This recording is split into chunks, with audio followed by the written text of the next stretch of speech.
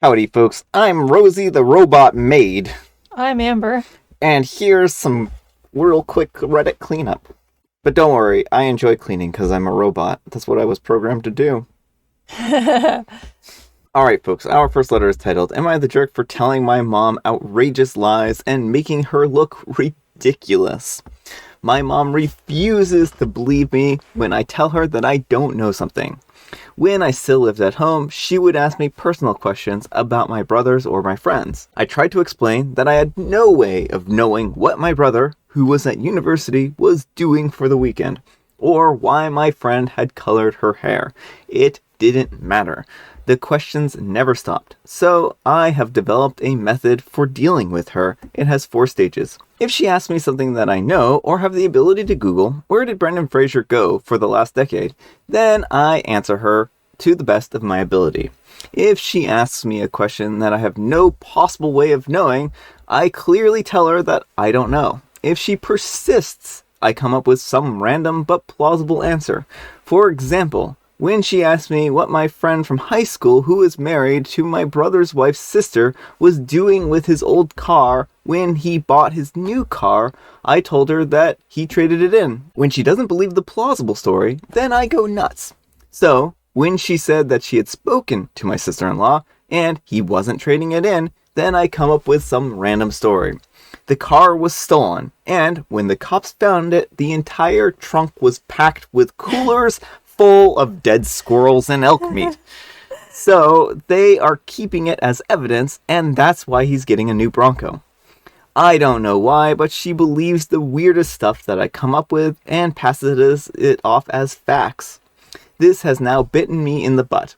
My brother said that when she was over there visiting, she asked about the squirrels and elk meat, and it made the visit weird. Everyone is mad at me for misleading my mom and for embarrassing herself at my brother's house.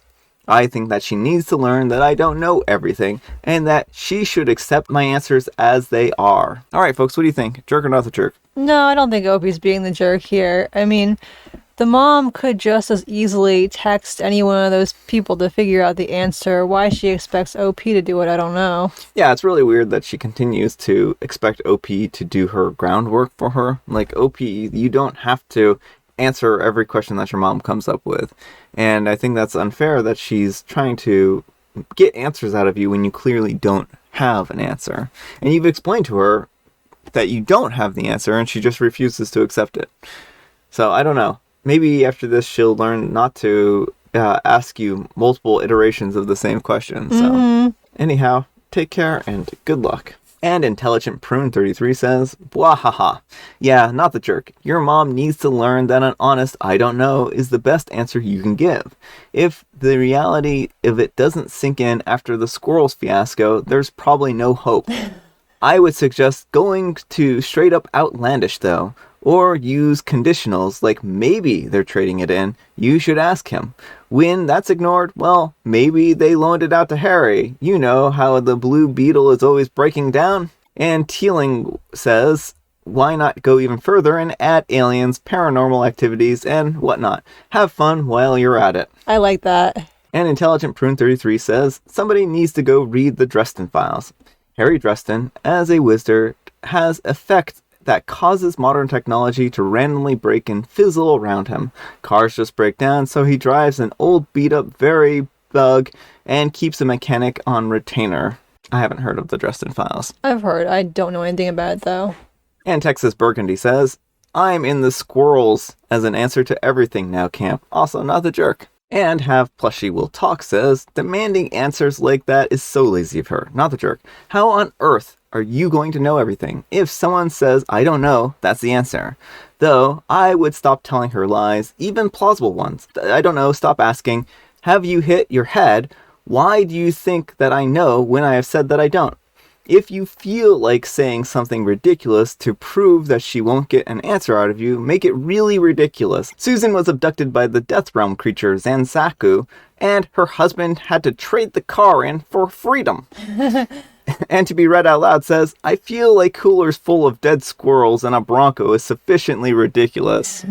All right, folks, it is tea time, or coffee time, as the case may be. grab your beverages of choice. I've got some coffee right here, and Amber, she's got a joke for us. What do you call a runaway vegetable? My tomato has a first name. It's Fred. And that's what I call my runaway vegetables. An escapee. What is it with this book and peas? Like, this is the second pea-related joke that we've had. Like, come on, book. There's all kinds of other foods out there. We don't need to focus so heavily on peas. All right, folks, that's all the time we have for today. Happy Sunday morning special. I hope it's special for you because it's special for me. Amber, what's the moral of the story, and make it a tall tale? Well, I was going to tell you the moral of the story, but then I heard something in the kitchen and I went outside and I looked and there was an alien spaceship just funneling up coolers full of dead squirrels. And so I kind of forgot about the whole moral thing, and then our neighbor's dog had like started sprouting like eye stalks. Not, just like green. Like a slug. Yeah, like slug eye stalks. slug eye stalks, but they're green, and yeah, and that distracted me even more. So I don't have a moral for you today. I can see why. That would be very disturbing.